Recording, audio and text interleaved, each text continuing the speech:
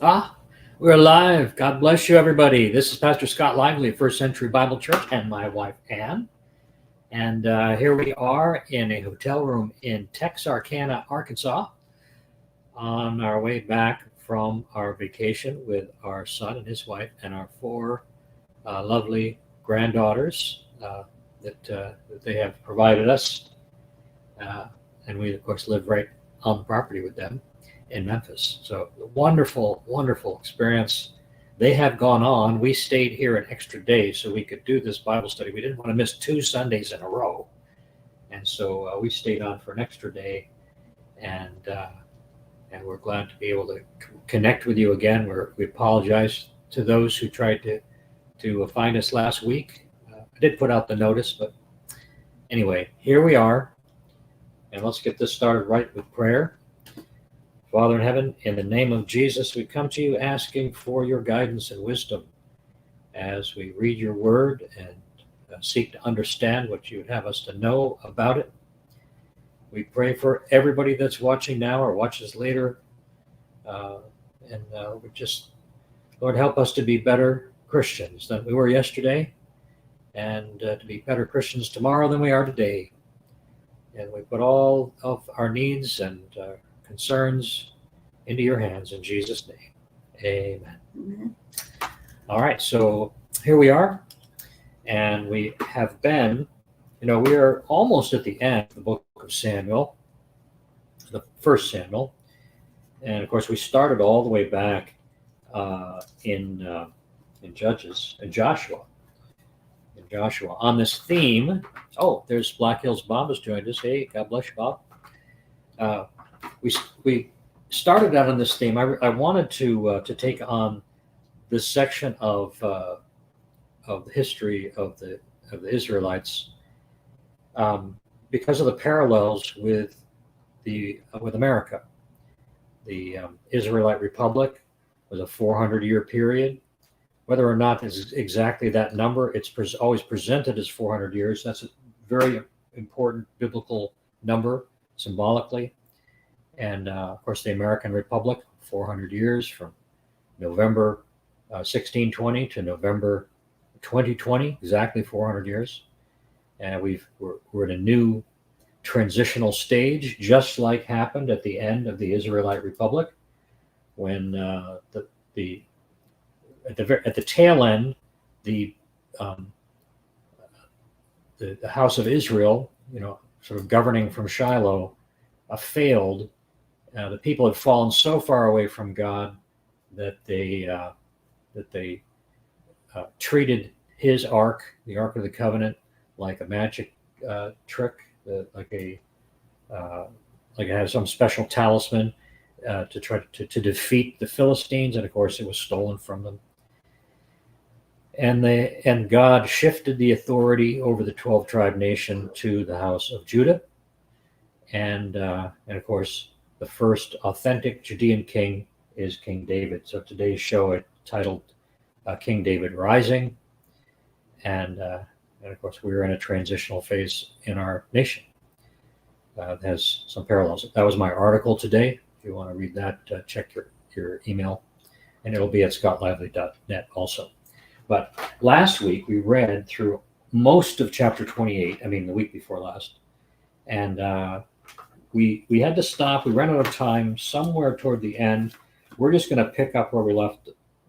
We're going to pick up at verse 20, which is pretty close to where we left off, I think. Remember where were we when we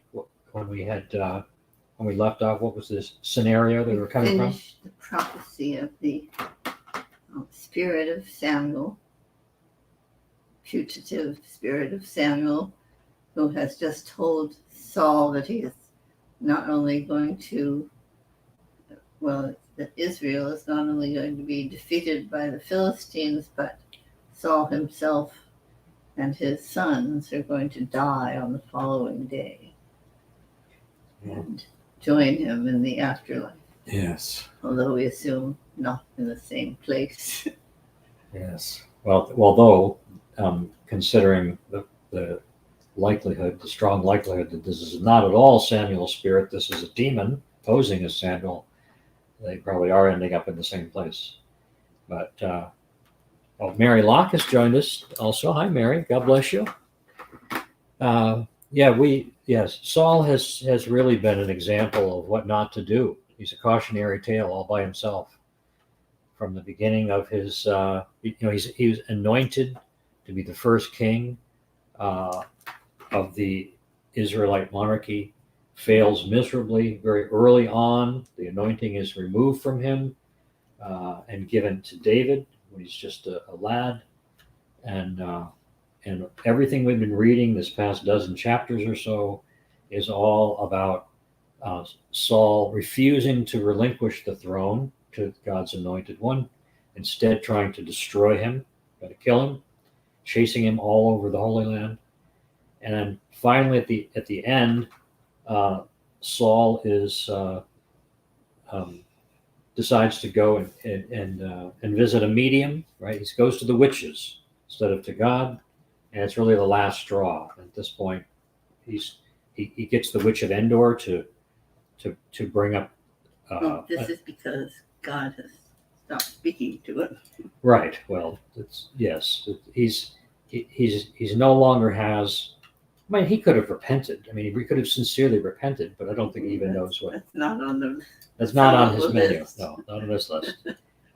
But he doesn't do that. Instead, he turns to the dark side. He goes to the Witch of Endor, seeking advice from Samuel, the one who delivered the bad news to him that it's over for you. And of course, it's not Samuel. It's a demon posing as Samuel. There's several opinions on that. Yes. Well, my opinion is it's definitely not Samuel. It's a demon, and the real Samuel would never have accepted a summons from the Witch of Endor. But unless God told him to, and it could be that God is announcing to Saul, all right, here's your final end because of your wickedness. Your number is up, boy. Yeah. And it is. So anyway, so that's the build up. That's the lead up to verse 20. So that whole thing has just come down. He's been rebuked. Saul's been rebuked by, or informed by this character, which may or may not be Samuel. And verse 20 starts us off again. So let's go ahead and read that last 5 verses of that chapter. Immediately Saul fell full length on the ground and was dreadfully afraid because of the words of Samuel. And there was no strength in him, for he had eaten no food all day or all night. And the woman came to Saul and saw that he was severely troubled and said to him, "Look, your maidservant has obeyed your voice, and I have put my life in my hands and heeded the words which you spoke to me. Now, therefore, please heed also the voice of your maidservant, and let me set a piece of bread before you, and eat, that you may have strength before you go, when you go on your way." But he refused and said, "I will not eat." So his servants, together with the woman, urged him, and he heeded their voice. Then he arose from the ground and sat on the bed. Now the woman had a fatted calf in the house, and she hastened to kill it. And she took flour and kneaded it and baked unleavened bread from it. I'll just finish. So she brought it before Saul and his servants, and they ate. Then they rose and went away that night. Yes, so anyway, there's the end of chapter 28 and the end of the story of Saul and the Witch of Endor. She's basically, here, eat something before you go. Trying to get him out, right? And he finally leaves. Well, I think she's probably worried that if he keels over, she's going to be there you go. That's true. Somehow, we have a dead body in our house. the dead king. Dead king in her house. Oh no! Why was he here, madam? Yeah, so anyway, okay, all right. So now we're going to launch into chapter 29. The section heading in my Bible says, "The Philistines reject David." Yeah, some more people, I think. No, that's Mary and Bob. And so we don't know if anybody else is out there. There are always people that watch that don't make it, that don't comment. I So know. the vast majority don't comment, and that's okay. But I'll start off here with chapter 29.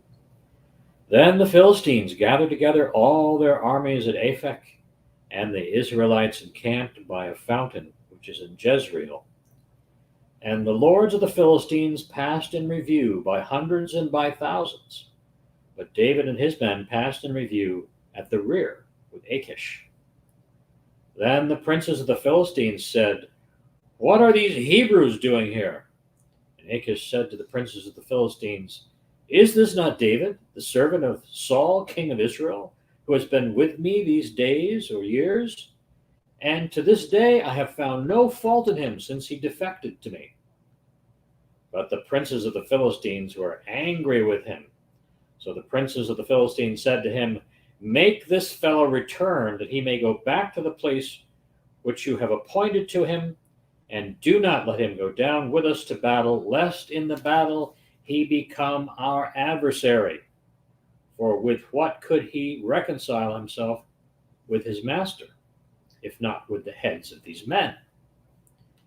Is this not David, of whom they sang to one another in dances, saying, 'Saul has slain his thousands, and David his 10,000s?'"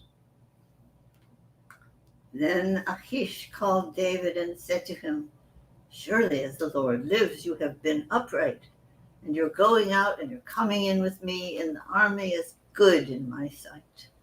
For to this day I have not found evil in you since the day of your coming to me. Nevertheless, the lords do not favor you. Therefore return now and go in peace, that you may not displease the lords of the Philistines." So David said to Achish, "But what have I done? And to this day, what have you found in your servant as long as I have been with you, that I may not go and fight against the enemies of my lord the king?" Then Achish answered and said to David, "I know that you are as good in my sight as an angel of God. Nevertheless, the princes of the Philistines have said, 'He shall not go up with us to the battle.' Now therefore, rise early in the morning with your master's servants who have come with you, and as soon as you are up early in the morning and have light, depart."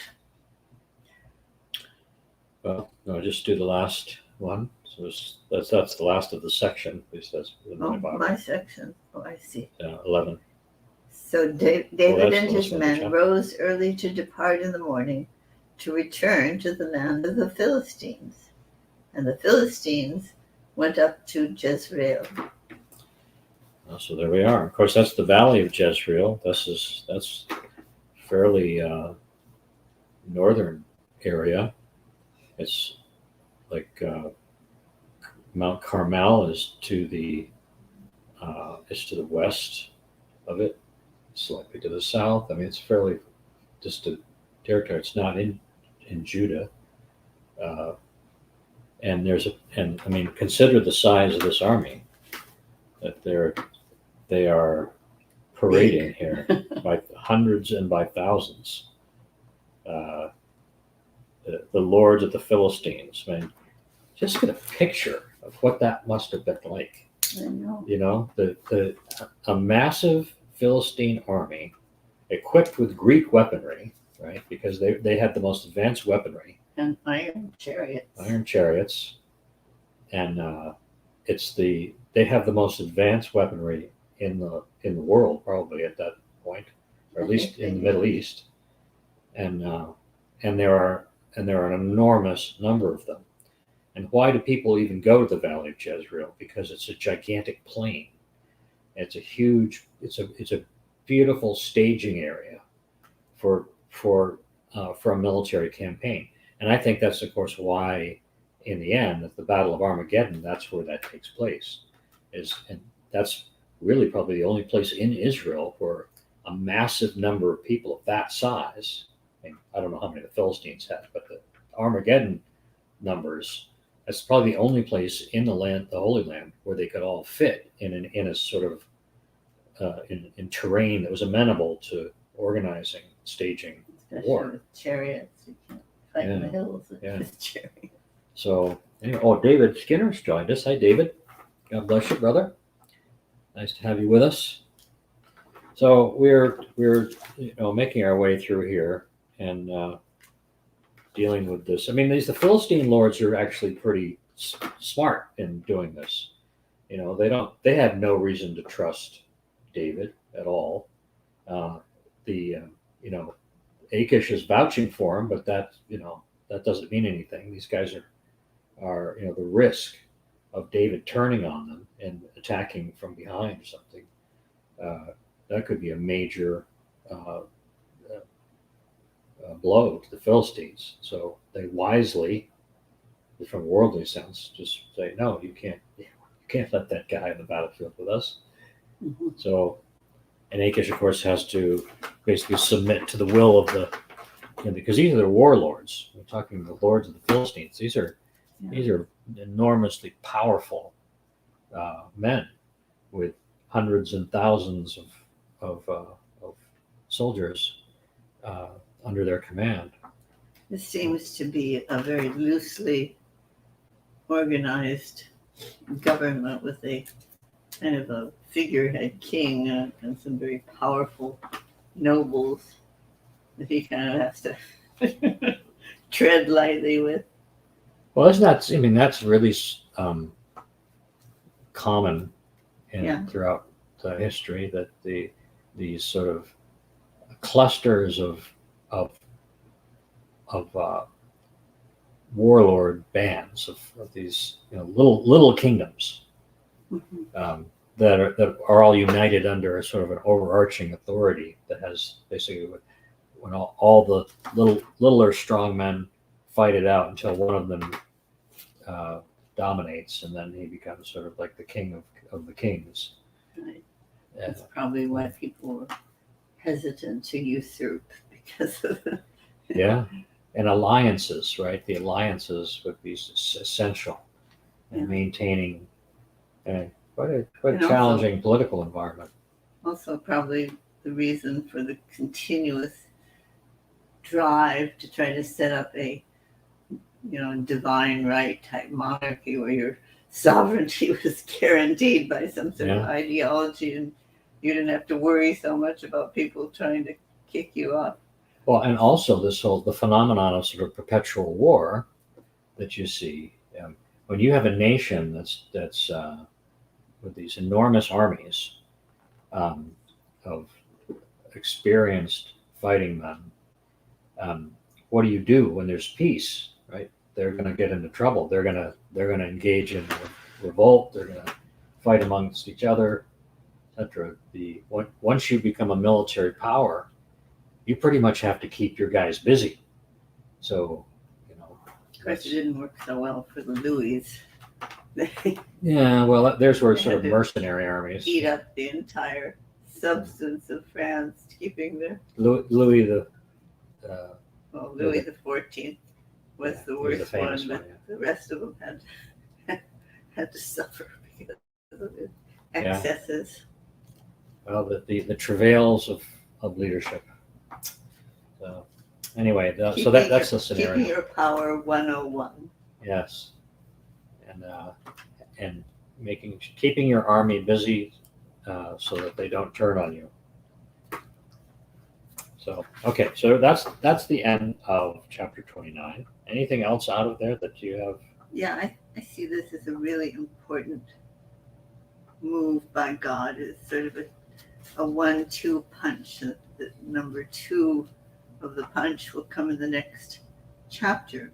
But in this chapter, God is beginning to separate David from the Philistines by force. Yeah. David is still unwilling to be separated from the Philistines, as seen by the fact that he goes directly back to the Philistines' land, presumably to his city of Ziklag. Oh, yeah, definitely to Ziklag. And sort of is still buttering up Achish, but he doesn't have the carte blanche that he did before. His welcome is worn pretty much thin. Well, his welcome is localized to Achish, so Yeah. they outside of that, and obviously Achish does not override the Right. And Achish lords, is going to start princes. thinking carefully about how he treats David. Well, and he hasn't been, and he's actually been he has not been loyal.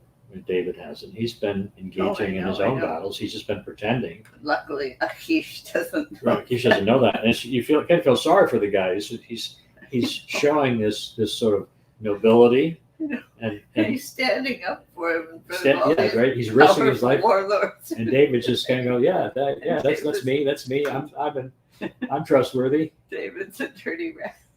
Yeah, so because David's been attacking the enemies of Israel. He's been attacking all the Canaanites that are left over from generations before, instead of fighting the enemies of the Philistines. So he's playing a double game here, and I suppose the Philistines deserve it, having done all the dirty deeds against the Israelites. There's Michael Moore. Hey, Michael, God bless you, man. Welcome to the Bible study. Welcome to the chat room. I think you're often in the Bible study, and we don't see you in the chat room as much.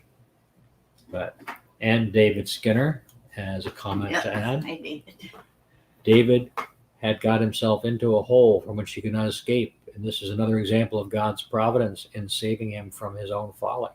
That's true. Yeah. But he really didn't have much choice. I mean, he's still being pursued. Well, I assume that this story here is sort of parenthetical, that it's happening before Saul's. I don't think Saul has died yet in this. I don't know that this is specifically chronological. Hasn't died. Right. But he's pretty much being overwhelmed. His power is. Yeah, I know, but in terms of when we go from 28 to 29, it's not a direct narrative. It's not like the next day David, you look over and there's David. No, this is happening in parallel to what's going on with Saul, but we haven't matched it up. There isn't a timeline that I've seen that points. Well, I think the situation is the Philistines are about to attack the Israelites, and at that point they will kill Saul. Yeah. So he's got this next day prophecy. I'm not sure how many days are involved, but you see, I think it's backed up a little bit, because they're not going to get from Jezreel down to the battlefront, in one day. It's just not going to happen. There's just too many of them and all that. But this is imminent. It's imminent. Yeah. But all these things are happening in the general same time frame, but it's not like the very next day you look over and this is what's happening in the Valley of Jezreel. Or maybe it is. We don't. I haven't seen a timeline laid out. Depends on how fast those details. Chariots move. Yeah. All right. So let's go ahead and start with chapter 30. And I didn't include that in the invitation. I didn't. Know how far we would get. Guessing. Yes. Okay. So, and then after that, it's just one more. It's just one more chapter, and we'll be through for Samuel. Yeah, well, I've got another whole book of Samuel. So, and it's sort of an arbitrary break in the middle, anyway. Okay. Go ahead. Is it me or you? Yeah, it's your turn. I know, but let's get back to the regular rhythm here and have you start the chapter off. Okay.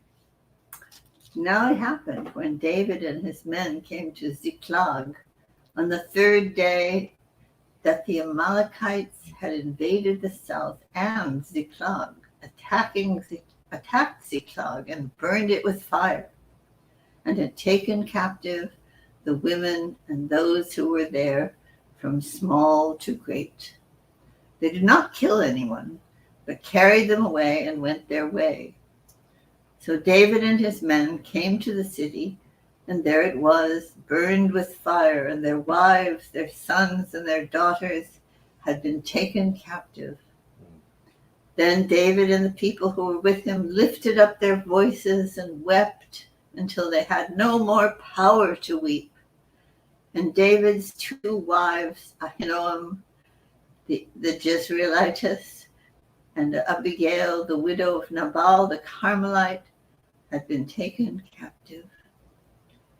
Now David was greatly distressed, for the people spoke of stoning him, because the soul of all the people was grieved, every man for his sons and his daughters. But David straightened himself in the Lord his God.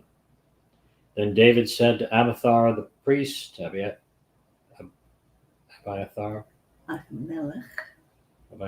Oh, I know. I was just going back over Abiathar, the priest, Ahimelech's son. Please bring the ephod here to me. And Abiathar brought the ephod to David. So David inquired of the Lord, saying, Shall I pursue this troop? Shall I overtake them? And he answered him, Pursue, for you shall surely overtake them, and without fail recover all. So David went, he and the 600 men who were with him, and came to the brook Besor, where those stayed who were left behind. But David pursued, he and 400 men, for 200 stayed behind, who were so weary that they could not cross the brook.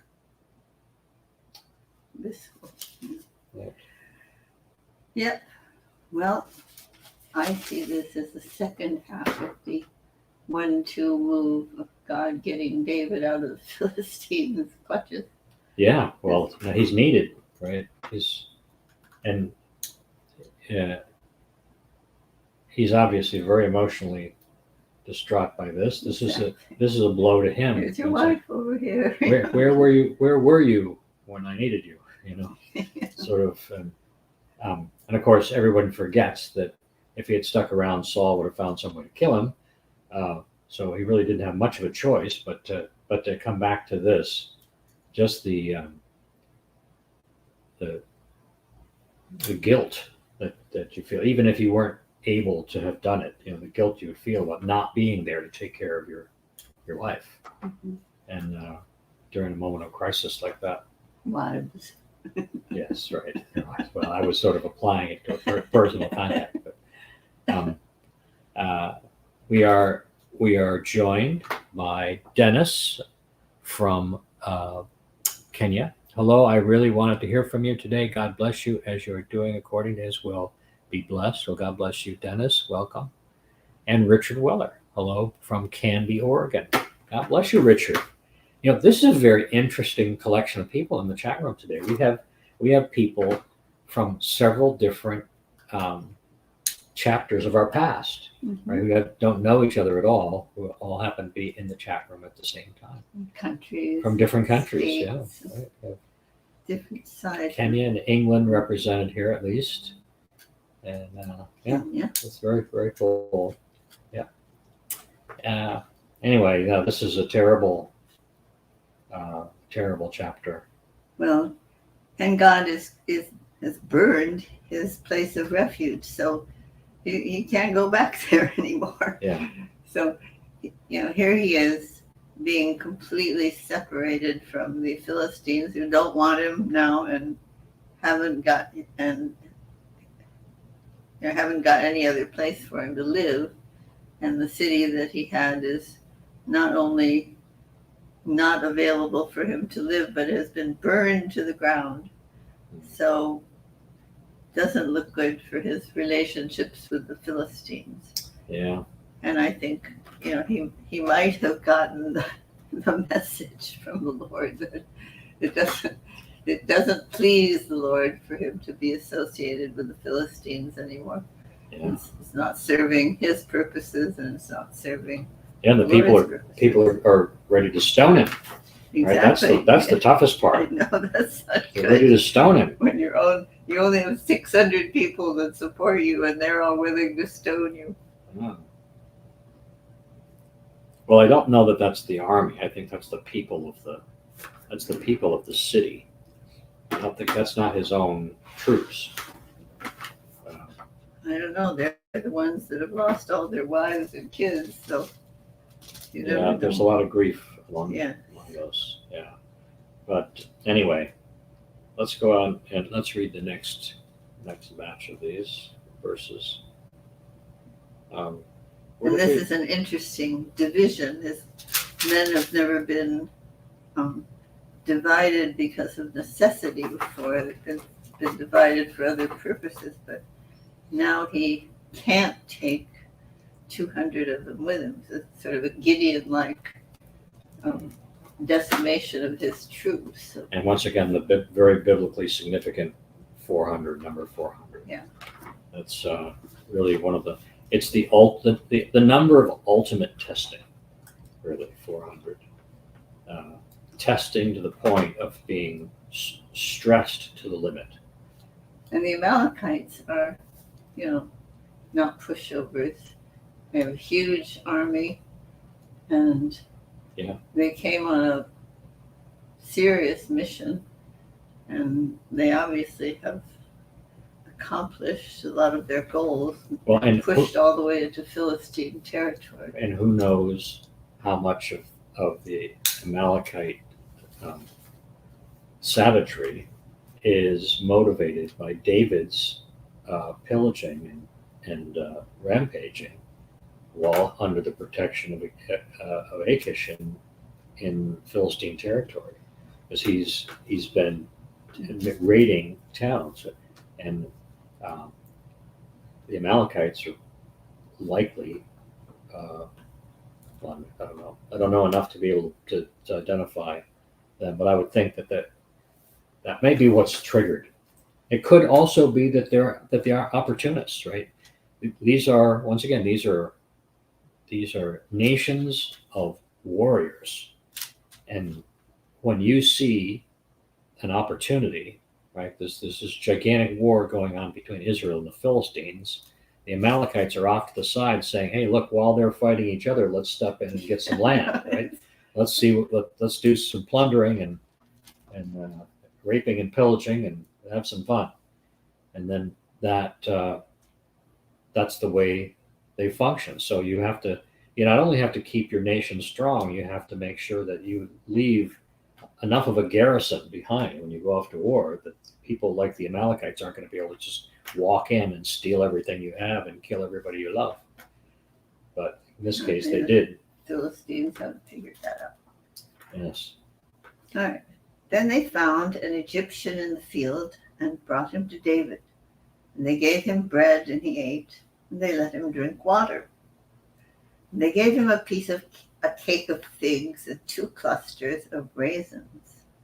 So when he had eaten, his strength came back to him, for he had eaten no bread nor drunk water for 3 days and 3 nights. Then David said to him, "To whom do you belong, and where are you from?" And he said, "I am a young man from Egypt, servant of an Amalekite, and my master left me behind because 3 days ago I fell sick. We made an invasion of the southern area of the Cherethites in the territory which belongs to Judah, and of the southern area of Caleb, and we burned Ziklag with fire." And David said to him, "Can you take me down to the troop?" So he said, "Swear to me by God that you will neither kill me nor deliver me into the hands of my master, and I will take you down to this troop." And when he had brought him down, there they were, spread out all over the land, eating and drinking and dancing, because of all the great spoil which they'd taken from the land of the Philistines and from the land of Judah. Then David attacked them from twilight until the evening of the next day. Not a man of them escaped, except 400 young men who rode on camels and fled. So David recovered all that the Amalekites had carried away, and David rescued his 2 wives. And nothing of theirs was lacking, either small or great, sons or daughters, spoil or anything which they had taken from them. David recovered it all. Then David took all the flocks and herds they had driven before those other livestock and said, "This is David's spoil." So he's claimed his share. Everything. Yes. And welcome to Kent. God bless you, Kent. Says happy Sunday from Tigard, Oregon. Thank you for your insights and faithfulness. And thank you for your faithfulness in participating in the Bible study. So we have 2 brothers from Oregon, a brother from Kenya, a brother from England, brother from Springfield, Massachusetts, Black Hills Bob from somewhere out in the Black Hills, and Mary Locke, who, are you from Massachusetts, Mary, or am I misremembering? Anyway, that's good. That's a nice collection of people from diverse places. Very nice. Yeah, this is a tough time for David, but he's redeemed himself. And of course, this is very much reminiscent of Abraham and the rescue of Lot. And it's likely this is not all that rare a situation in the lives of the people of the Middle East, right? They're always pillaging and unpillaging. Unpillaging. And so David's managed to redeem himself, and all those people that were going to stone him are probably going to carry him on their shoulders in a ticker tape parade down Main Street. Depending on how much of the spoil they get. Yeah, they get back. Yeah. So you were going to do what to me? Let's see how much I give back to you. Yeah, so an Egyptian, and that's the other thing here. And this Egyptian servant has no loyalty; he's a slave. Well, right. He's a slave. You don't necessarily appreciate being. No, slave of an Amalekite, which can't be much fun, because the Amalekites were wicked people, very, very wicked Notice people. his first condition is you. Yeah, no, you don't send me Don't back to my take me master. back to my master. No. Yeah. So anyway, so he delivers them into their hands. But that's a great story of recovery, and it is a symbolic of what David is about to do as king, right? Saul has destroyed sort of the moral fabric of the 12 tribe nation. He's created tremendous problems. He hasn't been able to defeat the Philistines, which was the reason they wanted to hire him in the beginning as king. Anyway, he has not done that. So you had one job. But Saul has not been able to do that, and he's left a huge mess. And like this, David is going to come in and he's going to fix things. David is the deliverer figure. That's why he's a type of Christ. You look at the day-to-day life of David, he's just a man. And he's a man full of flaws, and who has shown nobility and high ethics in some points, and has been a savage butcher of innocent women and children at other times. You can see also that the training that God has put him through is paying off here. Yeah. He's developed good strategic mind. Yeah. And so instead of attacking the Amalekites immediately, this word twilight probably means like early dawn. So he waits until the party is over, everybody's hungover. Right. They're all snoring in their tents. They sweep in at, what would it be, probably like 5:30 in the morning. The twilight, of course, is that time between the dawn and the sunrise. It can be either the early evening or the right. early. There's a twilight. There's 2 twilights in a day. Yeah. But it's that very, very last or very, very early, faintest of light, which is actually my favorite time of the day. I like to go out and walk in the early morning and at twilight, from twilight to sunrise. Really wonderful time of the day. Yeah. And I wonder why 400 of them escape. What's your analysis of Once that? again, yeah, these are biblically significant numbers. But these are Amalekites. Right, Why I know. 400 Amalekites? Well, the Amalekites are going to live to fight another day. Right? We're going to have, but they have. But it could have been 30 Amalekites, I know. 75 Amalekites, Yeah. 1,500 Amalekites. Yeah, 400 is, and so you have this repeated too. You have David's 400 going to fight against the Amalekites, and even though they slaughter most of the Amalekites, 400 shows you how many. That there's a very large number of soldiers for them to have to defeat. But the 400 flee on camels is it's not accidental that that's the number 400. I can't identify exactly why. If we read ahead, maybe we'll find out what happened to that 400. 100 Amalekites on camels. And on camels is interesting, rather than horses too.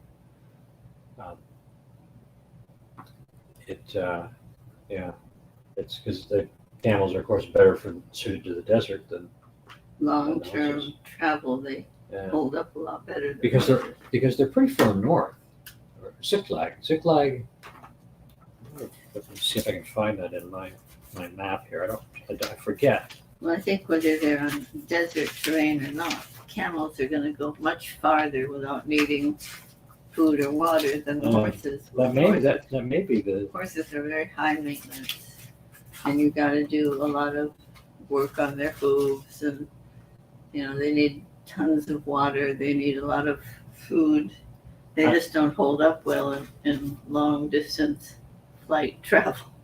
I don't have enough light really to do justice to this. Wherever the Amalekites are going, I think camels are a good choice.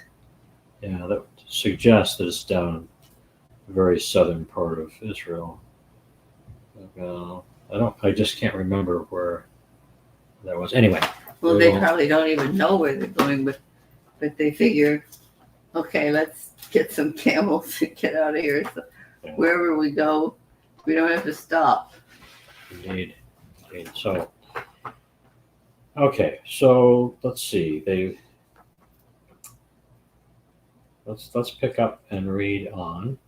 But all of his strategy, it's almost instantaneous. He looks at the situation, he knows just what to do, and they do it, and he gets just exactly what he needs. He doesn't bother to take all their stuff and encumber his men. He gets the things that can walk by themselves, which would be very valuable to the Israelis because they're herdsmen, and he drives them before him, which is a little bit cumbersome, but certainly not like loading a bunch of warriors down. Yeah, no, that wouldn't be good to turn your fighters into pack horses, but sometimes that's all you can do. And of course, the soldiers never mind when it's their own plunder that they're hauling off, right? They always manage to carry that.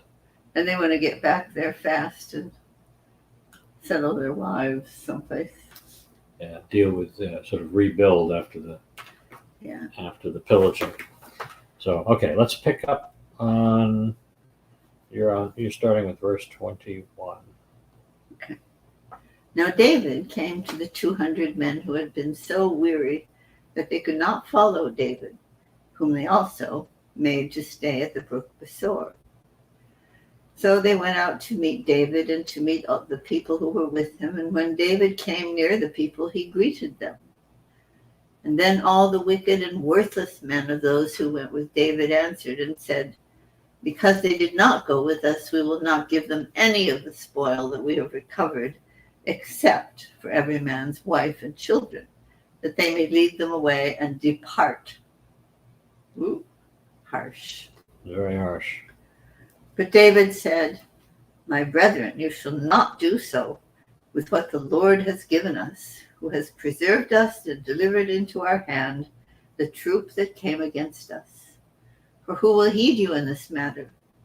But as his part is who goes down to the battle, so shall his part be who stays by the supplies.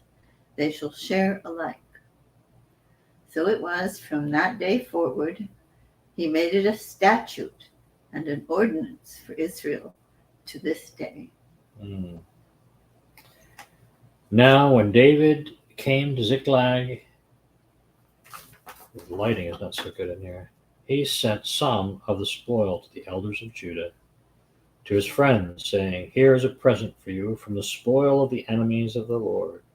To those who are in Bethel, who were in Ramoth of the south, those who are in Jatir, those who are in Eror, those who are in Siphmoth, and those who are in Eshtemoa, those who are in Rakal, those who are in the cities of the Jerahmeelites, those who were in the cities of the Kenites, those who were in Hormath, those who were in Chorshan, and those who were in Athach, those who were in Hebron, and to all the places where David himself and his men were accustomed to rove. And that's the end of chapter 30. And we still have 14 minutes left. I think we can just go ahead and finish the Well, I'd like to dwell on this. Yeah, sure. Yeah, but I'm if we have the time, I'd kind of like to go the rest of the way through the book. Sure, I'll be short. I just think that this is another portion of the part where David starts to behave like a king.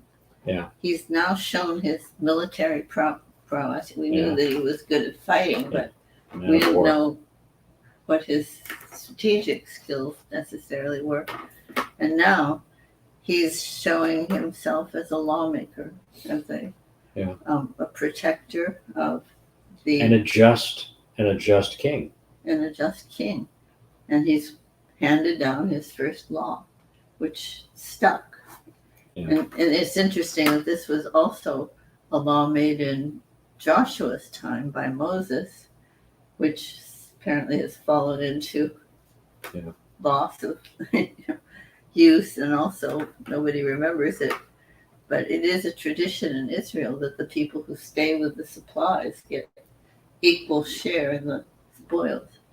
So they're reviving that, and that's a high ethical standard that requires a level of commitment from leadership to enforce, because it's not something easily accepted by those who are doing the plundering.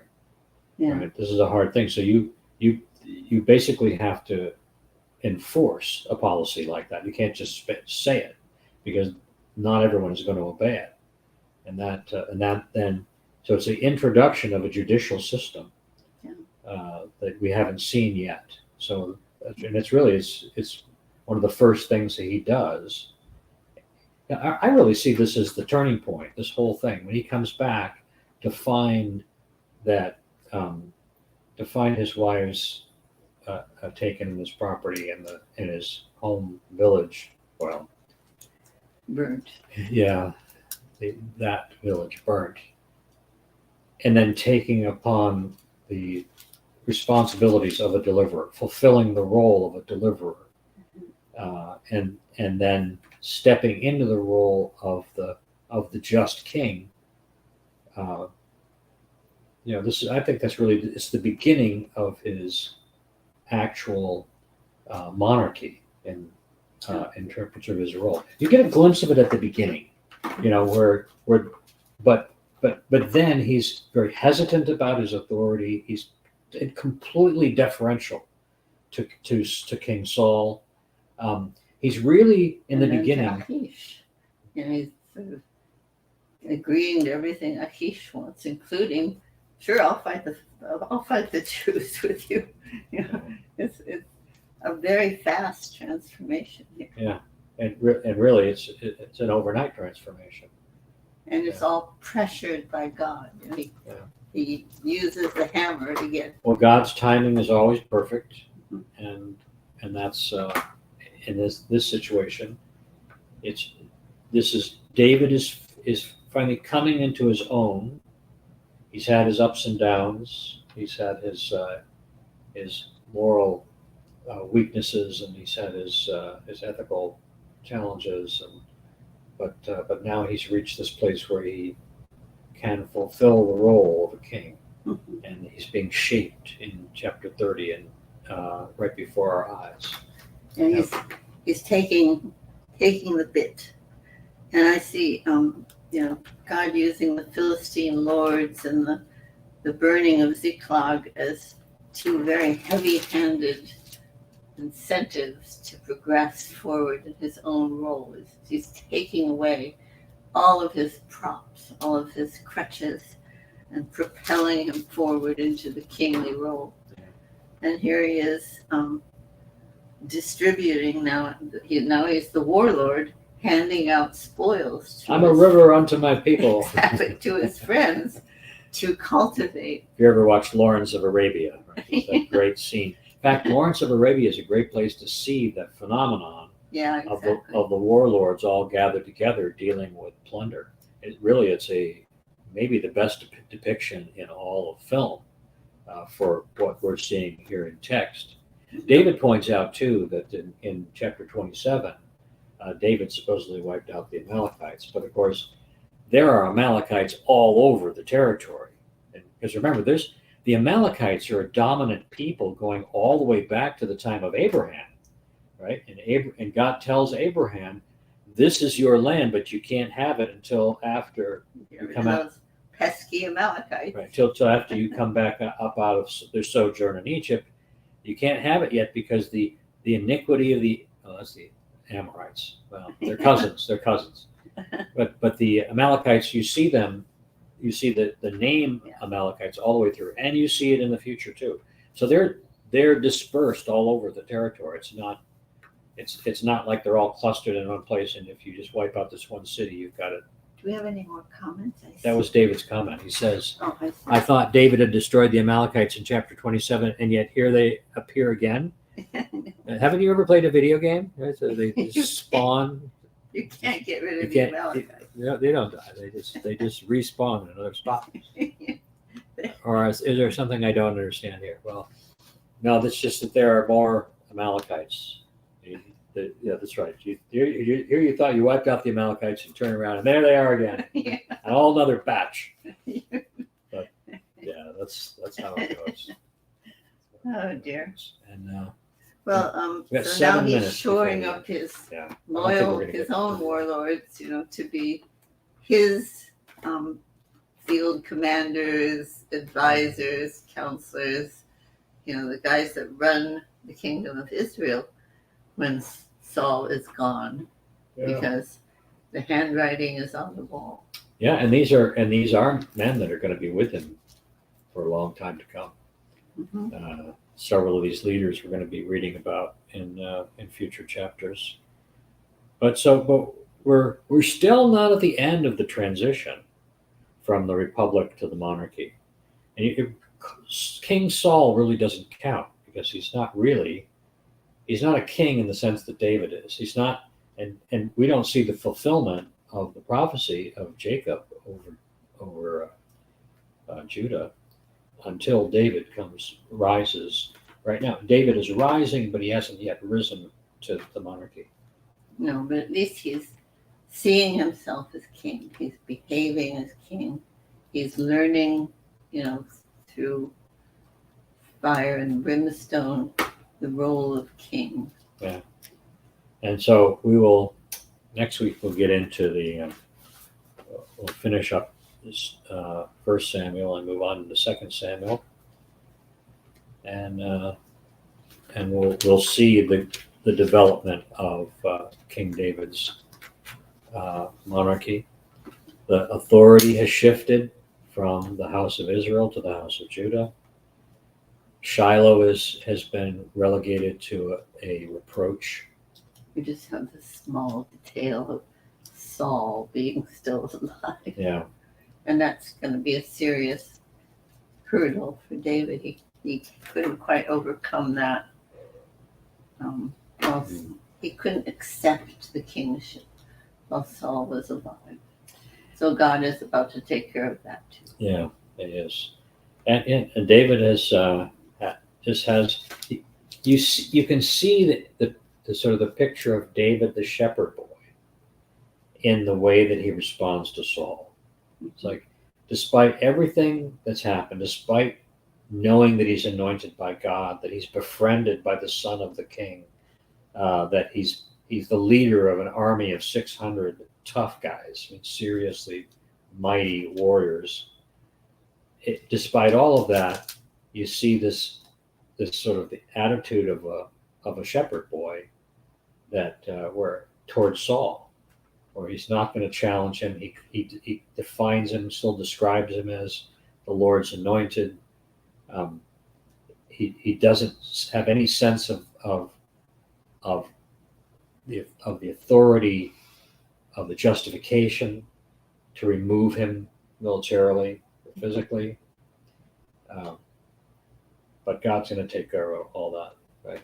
Very soon we'll move into that. Oh, one tiny point.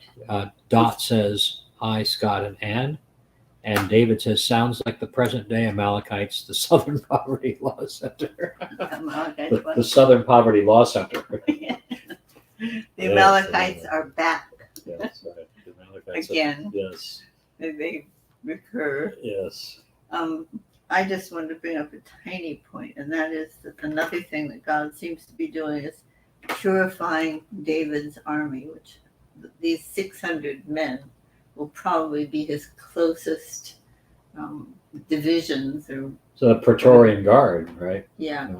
And so he doesn't want to have sons of Belial in it, as the way he has. And it's described here, right? You're saying they're the worthless men among those who brought back the plunder. They get all upset because he's giving the 200 men equal privileges, and they tell them, they want them to leave, take their wives and leave. Get out of here. Give us the plunder. And greed. When that doesn't happen, you get the feeling that they themselves are going to leave because they don't like the rules anymore. Well, when your 600 man army is made up from men who had no other place to go, you're going to have a lot of barbarians, questionable types. Yeah, some of them will rise. Now, leadership will change men, right? Effective leadership will change men. They will have character transformation when they have the example of someone who's truly just and authoritative. Well, if he hooks them up with God, yeah. But if they remain whatever they were that was undesirable in the first place, and only conform to his standards. Well, even and of course, God's having a relationship with God is first and foremost. But there's a phenomenon just in the nature of men. A man has to have a mission. Oh, yes. That's mission oriented, and when a man has no mission, is sort of aimless, that's when he gets into the worst of his trouble. But when he encounters someone like David, who is a just and powerful leader that sets a good example, men, well, of course, there's some that are just going to be wicked by nature, but most will simply conform to the standard that's presented to them. Mm-hmm. And then once they acquire a sense of, like, the classic virtues, right? Even those that are not within considered central to Christianity, fortitude and loyalty, and some of these other ones that the Romans later exemplified, that in itself can elevate a man above his animal nature to a higher level even though he hasn't taken the further step in being in belonging to the loving God who has a higher purpose for him. Well, I just feel like these guys are being winnowed out. God doesn't really want them to be in the close circle around David, and probably doesn't even want them in Israel at this point. And men like this, as David becomes more civilized, they're going to, those who require that kind of life of the bloodthirsty savagery and all that, they're just going to move on. Yeah. They're the mercenary types. They'll look for some other warlord who needs some extra men, and where they can, plunder and rape and pillage and all that. But we've reached the end. We're now at 5:00 here at Central Time. Dennis, a concluding comment. Great to be part of the discussion today. I would like to email. You're welcome to do that. Black Hills Bob says thank you. And is this not like the soldiers in the film The Band of Brothers being shaped by Dick Winters? Yes. Exactly. Good analogy. Very, very good analogy. So we'll end with that. God bless you all, and we will see you next week. God bless you. Prayer. Well, thank you, Jesus. Amen.